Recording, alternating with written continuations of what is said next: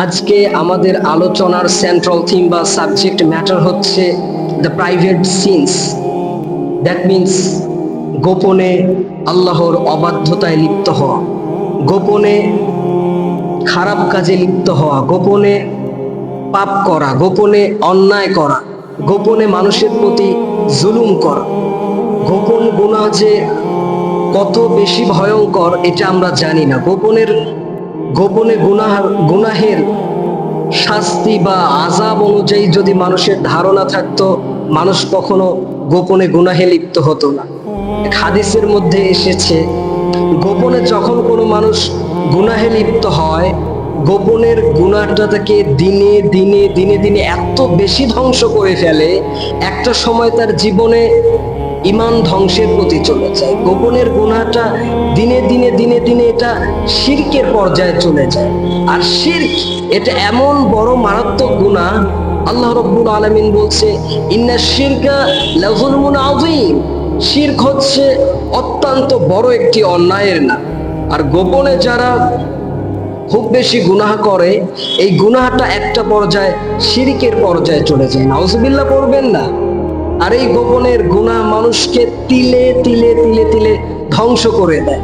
তো আজকে আমরা এই আলোচনা হতে এটা জানবো, যারা গোপনে গুনাহে লিপ্ত হয়, যারা গোপনে পাপ করে, যারা গোপনে সুদের ব্যবসা করে, যারা গোপনে পর্নোগ্রাফি দেখে। দেখবেন আজকাল অনেক যুবকের প্রবলেম এইটা, রাতের অন্ধকারে পর্নোগ্রাফি দেখে, রাতের অন্ধকারে মাস্টারবেশন করে। অনেক মানুষ গোপনে গোপনে সুদের ব্যবসা করে, অনেক মানুষ গোপনে ঘুষ নেয়, অনেক মানুষ গোপনে সমাজের মানুষের ক্ষতি করার ট্রাই করে। এমন অনেক গুনাহ আছে যা মানুষ গোপনে করে। তো এই গোপনে যারা গুনাহ করে, গোপনে যারা মানুষের ক্ষতি করে, এদের লাইফে আল্লাহ তাআলা মাস্ট চারটা আযাব দিবে। কয়টা আযাব দিবে প্রিয় ভাইয়েরা? আমার হাতের দিকে তাকায় বলেন কয়টা? চারটা আযাব দিবে। আর এই চারটা আযাব দুনিয়াতেই তাদের জীবনে চলে আসবে। নাউজুবিল্লাহ। এই চারটা আযাব কি কি আযাব যারা গোপনে গুনাহ করে, কি কি আযাব তাদের লাইফে আসবে, আজকে আমরা এটা জানবো। দেখেন, গোপনে যখন কোনো মানুষ খুব বেশি অন্যায় করে, গোপনে যখন কোনো মানুষ আল্লাহর অবাধ্যতায় খুব বেশি লিপ্ত হয়, যখন কোনো মানুষ গোপনে প্রতিনিয়ত গুনাহের মধ্যে লিপ্ত থাকে, তখন তার লাইফে নাম্বার ওয়ান যে আযাবটা আসে, সে আযাবটা হচ্ছে যারা গোপনে গুনাহ করে, এদের কলব বা অন্তরে মরিচা পড়ে যায়, এদের কলবটা মরে যায়, এদের কলব থেকে ঈমানের স্বাদটা নষ্ট হয়ে যায়। ফলে কি হয়, যারা গোপনে গুনাহ করে, যারা গোপনে অন্যায় করে, যারা গোপনে আল্লাহর অবাধ্যতায় লিপ্ত হয়, এদের অন্তরটা এমন ভাবে মরে যায়, এদের অন্তরটা এমন ভাবে নষ্ট হয়ে যায়, অন্তরটা নষ্ট হয়ে যাওয়ার কারণে তখন আর তাদের আমল করতে ভালো লাগে না, নামাজ পড়তে ভালো লাগে না। যত বেশি গুনাহ করুক না কেন, এদের লাইফে গিলটি ফিল হয় না। আল্লাহর যে অবাধ্যতা সে প্রতিনিয়ত করতে আসে, বাট এটার কোনো ফিলিংস তাদের অন্তরে কাজ করে না যে আমি তো আল্লাহর অবাধ্যতায় লিপ্ত আছি, আমি তো এটা পাপ করলাম, আমি তো এটা অন্যায় করলাম। এই যে একটা ফিল, এই যে একটা অনুভূতি, এটা তাদের আর কাজ করে না, বিকজ এদের অন্তরটা মরে যায়। আর অন্তর মরে যাওয়ার ব্যাপার আল্লাহ রাব্বুল আলামিন বলছে, আল্লাহর ভাষায় বলছে, উলাইকা কাল আনআম। যে মানুষগুলোর অন্তর নষ্ট হয়ে যায়, যাদের কলবটা নষ্ট হয়ে যায়, যাদের হৃদয়টা নষ্ট হয়ে যায়, সেই মানুষগুলো হচ্ছে চতুষ্পদ জন্তুর ন্যায়। বাল হুম আদল, বরং সেই মানুষগুলো চতুষ্পদ জন্তুর থেকেও অনেক বেশি নিকৃষ্ট। নাউজুবিল্লাহ পড়বেন না আপনারা। এর মানে হচ্ছে এই, মানুষের পরিচয় তার চেহারা দিয়ে নয়, মানুষের পরিচয় তার হাইট দিয়ে নয়, মানুষের পরিচয় তার সম্পদ দিয়ে নয়, বরং মানুষের পরিচয় হচ্ছে তার দিল দিয়ে, তার অন্তর দিয়ে। যুবক ভাইয়েরা, অতএব যে মানুষটার অন্তর ভালো সে মানুষটা ভালো, আর যার অন্তর নষ্ট সে পুরো মানুষটাই নষ্ট। প্রিয় ভাইয়েরা আমার, ঠিক না বলে? এক নাম্বার, যারা অন্যায় করবে গোপনে গোপনে, যারা গোপনে আল্লাহর অবাধ্যতায় লিপ্ত হবে, যারা গোপনে অনেক বেশি পাপ করবে, যাদের গোপনে অনেক বেশি পাপ হবে, তাদের লাইফে আল্লাহ রাব্বুল আলামিন এক নাম্বার যে আযাবটা দিবে, যে গজবটা দিবে, তাদের অন্তর থেকে, তাদের অন্তরটা মরিচা পড়ে যাবে, তাদের অন্তরটা মরে যাবে, তাদের হৃদয়টা নষ্ট হয়ে যাবে, ফলে ইমানের স্বাদ নষ্ট হয়ে যাবে। তখন নামাজ পড়তে ভালো লাগবে না, জিকিরে শান্তি পাবে না, আল্লাহর প্রতি ভালোবাসা কমে যাবে। এক নাম্বার, যারা গোপনে অন্যায় করবে তাদের লাইফে আল্লাহ তাআলা এক নাম্বার যে আযাবটা দিবে, তাদের হৃদয়টা মরে যাবে। নাউজুবিল্লাহ। আল্লাহ আমাদের সবাইকে গোপন অন্যায় থেকে মাফ করুন, গোপন অন্যায় থেকে হেদায়েত দান করুন। পড়েন সবাই আমিন।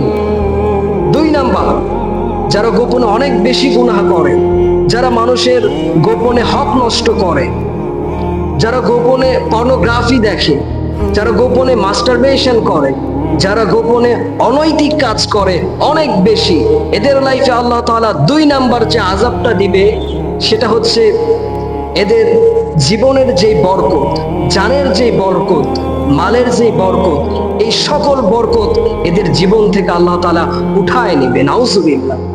দেখেন, আচ্ছা, এই যে আমরা যে দুনিয়াতে এত কাজ, এত কর্ম, এত ব্যস্ততা, কিসের জন্য? আমাদের জীবনে আমরা ভালোভাবে চলতে চাই, এই জন্য, ঠিক কিনা বলেন? আর আপনি যখন প্রতিনিয়ত গোপনে গুনাহ করছেন, আপনার এই সকল কাজ, সকল চেষ্টা, প্রচেষ্টা, চিন্তা ভাবনা, এই সব কিছুর বরকত আল্লাহ রাব্বুল আলামিন আপনার উপর নারাজ হয়ে উঠায় নিচ্ছে। নাউজুবিল্লাহ। তাহলে আপনি যে এত কষ্ট করছেন আপনার জীবনে আপনি সুখে শান্তিতে থাকার জন্য, আর গোপনে অন্যায় করে করে আপনার নিজের সুখ আপনি নিজেই নষ্ট করছেন, এর দায়ভার কে নিবে বলেন? আপনি আমাকে বলেন। গোপনে যারা অনেক বেশি গুনাহ করে, এদের লাইফে 2 নাম্বার যে আযাবটা আসে, এদের জীবনের বরকত নষ্ট হয়ে যায়, জীবনে সুখ খুঁজে পায় না। গোপনে অন্যায়ের কারণে 2 নাম্বার, মানুষের জীবনের বরকত নষ্ট হয়ে যায়, জীবনে সুখ শান্তি খুঁজে পাওয়া যায় না।